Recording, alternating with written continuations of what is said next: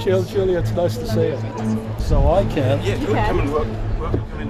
The Qantas boss Alan Joyce delivers some good news, showcasing the airline's latest investment. And look at the size of that screen. And that's bigger than the one I have at home, I think. Yeah. As the flying kangaroo bounces back from its COVID slump. This is the recovery our people, our shareholders, and in many respects our customers have been waiting for. The airline posted a $1 billion half-year profit after a $456 million loss in the same period a year earlier. Domestic capacity is almost back to pre-pandemic levels, while the number of seats available on international flights is 60% of what it was pre-COVID. Revenue more than tripled to nearly $10 billion as travel restrictions ended, and average airfares rose around 20% on 2021 levels.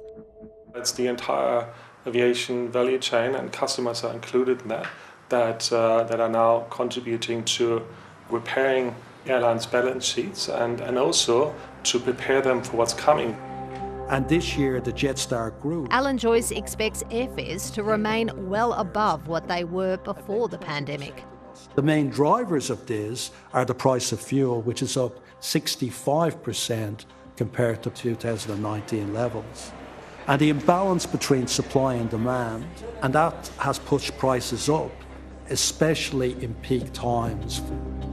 And despite assurances that Qantas's travel chaos is behind it, customers like Glenna Stiles aren't impressed. There's still issues with people not receiving refunds.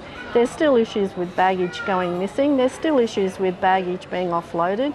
There's still issues with planes being diverted. There's still issues with flights being cancelled. She's been waiting almost a year for Qantas to refund her $10,500 for 2 cancelled business class flights. I never in my wildest dreams thought it would take me this long to get this money back. Seriously, if they just gave back all the money to the people it's owed, then I'm sure they'd still be making a massive profit. The return to profit comes after Qantas received more than $2 billion in JobKeeper and other taxpayers' subsidies. To appease investors, the airline is buying back $500 million of its shares, which pumps up the stock price. That comes after completing another $400 million share buyback in December. Our shareholders helped us get through that crisis. They gave us $1.4 billion. We've got a CEO that came very close to gloating today, gloating in the face of an Australian public that faces skyrocketing fares and plummeting service standards on the back of a workforce that's been gutted. John Leray helps run a Facebook group called Victims of Jetstar. He's chasing a $350 refund for cancelled flights.